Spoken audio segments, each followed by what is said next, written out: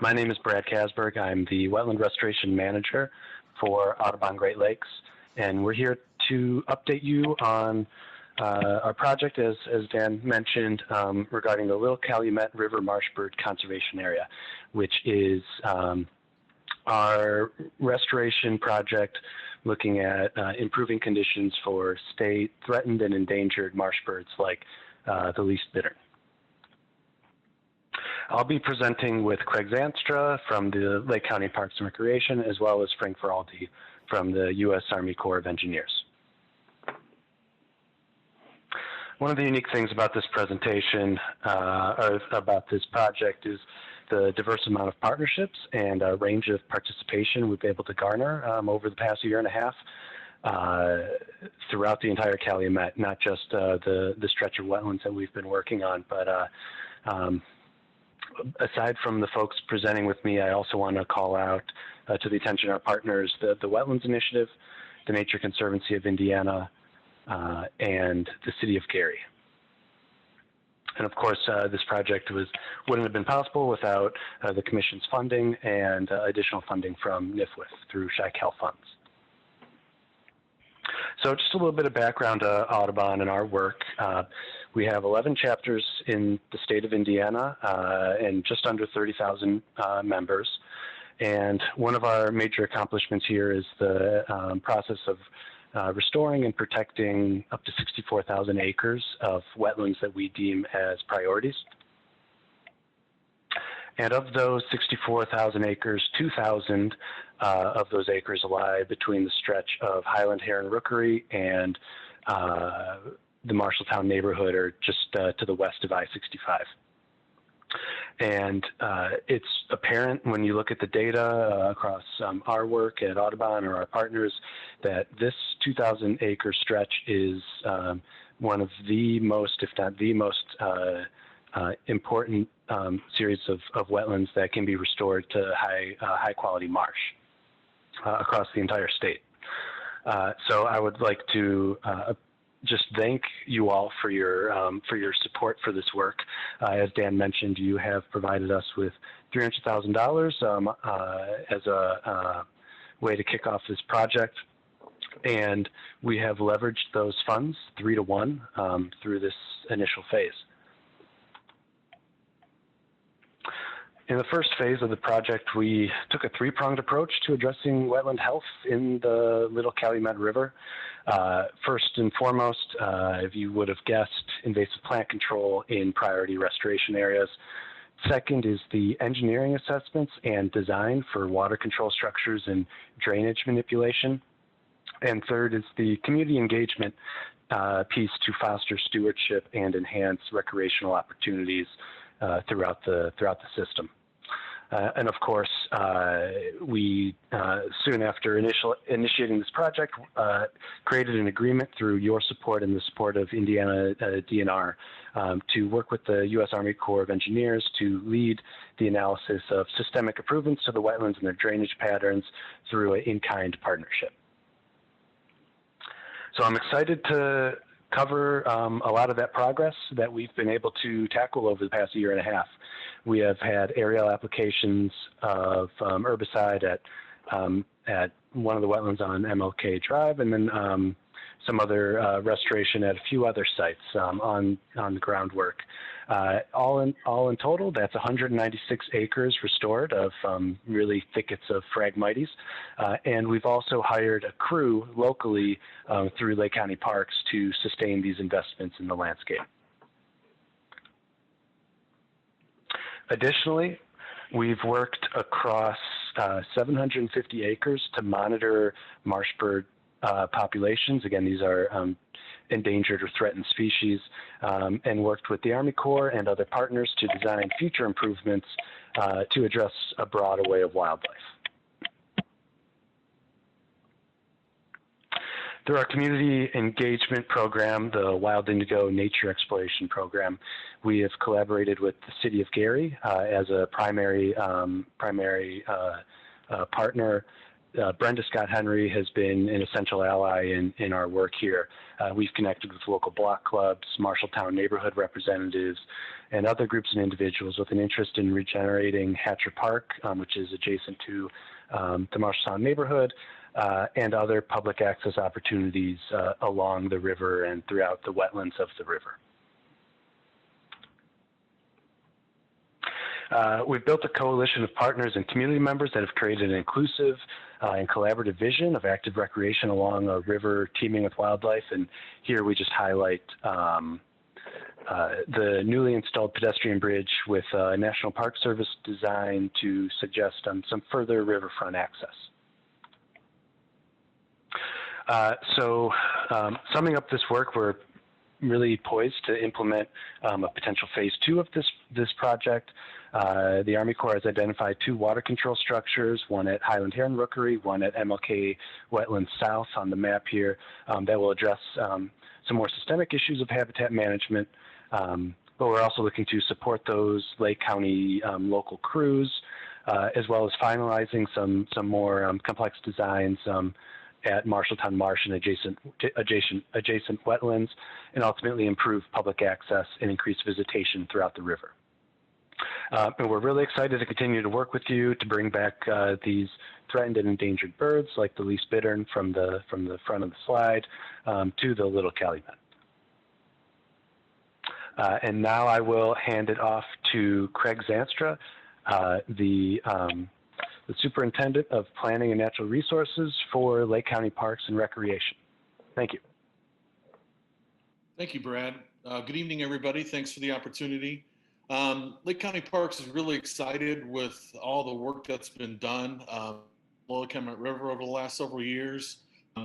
Lake County Parks in the 70s, early 80s, I think, started being involved along the Lower Calumet River because of the flood control project. And from the beginning of that, there was always a recreational aspect as part of this project, along with that habitat. So Lake County Parks, being a county park agency, was set up appropriately to be able to handle some of the recreation and also some of the habitat creation along the Lower Calumet River. Because of the work done initially in that time frame, Lake Etta County Park was established. Also, the groundwork was laid for our Three Rivers County Park and Lake Station and Gary. So because of that work initially, we had park sites that were established along the river. Even I know Lake Etta, when it was established, there was a partnership there with the Little Calumet River Basin Commission, which still is in existence yet as far as the Little Cal owning some of the property at Lake Etta. And so that kind of directly led to some of these county park sites, which got us to this point. In order to achieve some of the goals that we want to get to with our restoration work in some of these wetland areas, we do need to have crews working to get that work done. Some of the work that's already been done has been scale spraying of herbicide to do some of the larger infestation areas. Last fall, some of the sprays started, so our crew is made up of a full-time contract employee that we hired back in June, and they started in July. Also, there's been a couple seasonal staff that's worked with that full-time person. And so at this point, they've basically treated about 15 acres of property, a lot of it along the edges where the spray first happened last fall. And the crew is able to get in and do work individually on plants and not do large-scale spraying. So some of the spray that was done last fall, you've already had native plants coming back up through the Phragmites and some of the areas that have been sprayed previous. So they're getting in, spraying some Phragmites resprouts, some purple loosestrife, plants that we don't want to see in those wetland units. So they've been very successful at getting those, and then being able to spot the native plants that are coming up and not spray those, and to make sure that we're letting those spread and to multiply in the coming years. The bulk of the work they've done has been at the Highland Rookery this summer and the fall, also at Martin Luther King Drive South. At that unit, they've been doing a lot of work, and they also did some work by Lake Etta County Park. It's worked out really well. As we move into the winter now, we are going to keep, like I said, that we have a full-time contract employee. That person will be working with some seasonal staff and doing winter work for us, and some of those same units. We'll be removing some of the unwanted woody plants that are inside the units and also maybe on the outside of the levee in some areas. Some are invasive and aggressive, so we're going to remove those to help any future infestations around that area. Also, we're going to go ahead and, sorry about that, my cat's crazy. We're going to go ahead then in the coming time also with that being done. We're going to be looking at efforts in expanding our recreational areas and connectivity. Some of the big areas with that, with our planning, we're looking forward to the Marshalltown area and connecting 21st Avenue, Hatcher Park, Marshalltown with Three Rivers County Park. That's a key for us, and especially now with the acquisition recently of the Gary Schools Environmental Education property, the former property there in the Three Rivers, and with the work on the dam and the bridge coming in from Lake Station, it makes for a more of an area for people to get to at Three Rivers, and then from there go north into some of the areas along the Little Calumet River that we'll be working on. So having those connections will be very important. Also, Dan, you mentioned Klein Avenue, Burr Street. That's key. Getting that connection with the bike trail network, having that done, and that way people east and west can meet.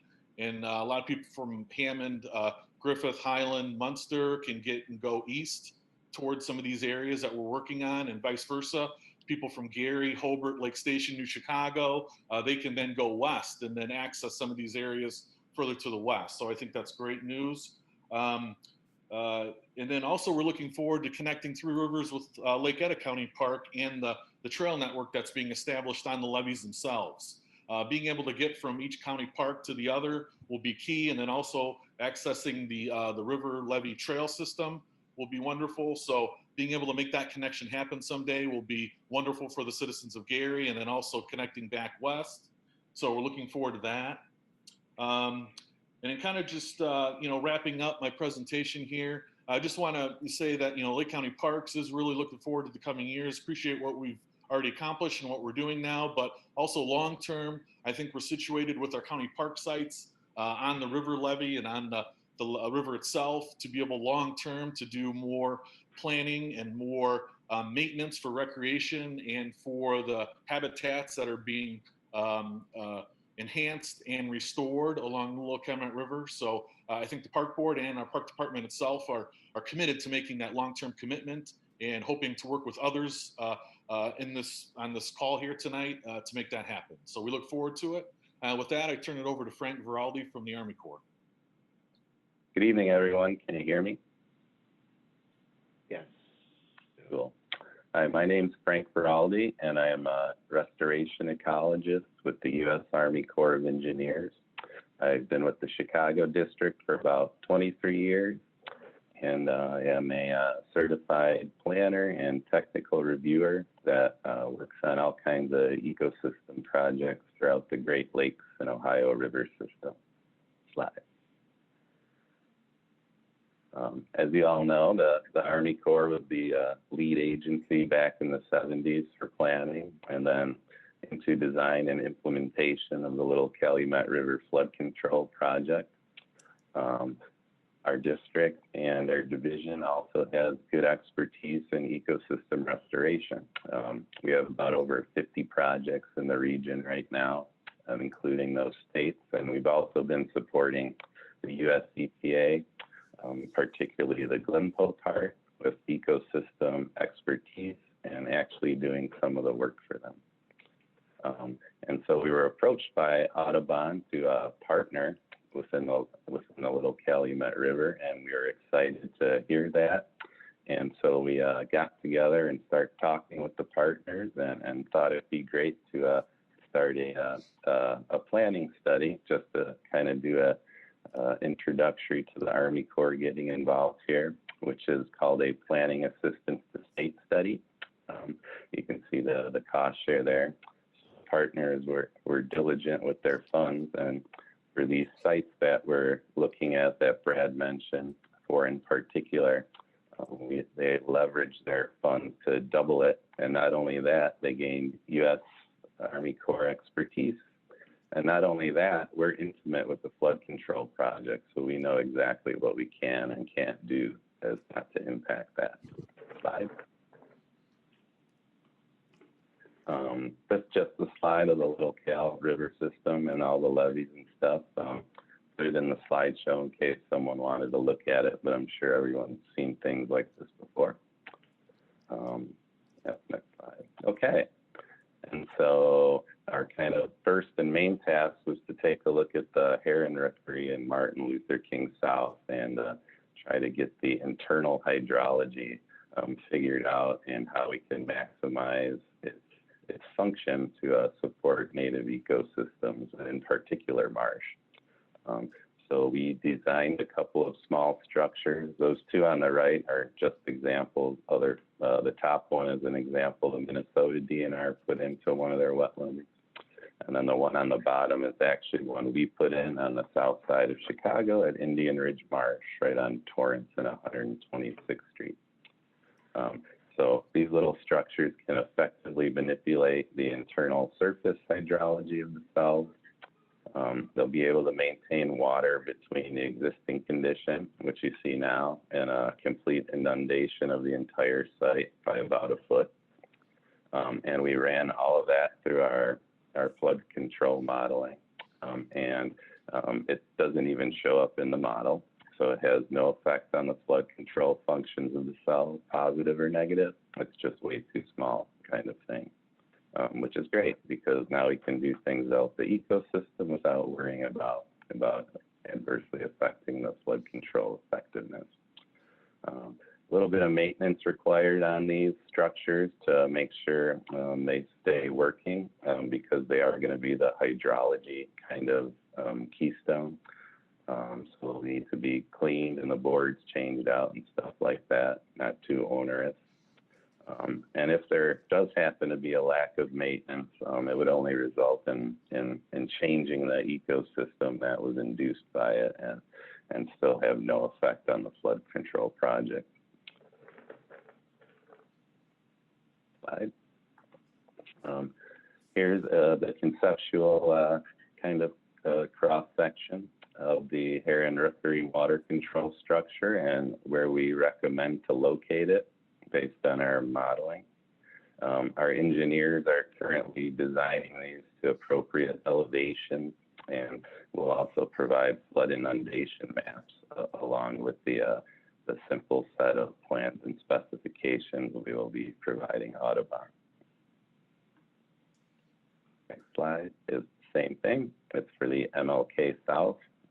You can see the red dash where the small structure would go, and then the same kind of type of structure there.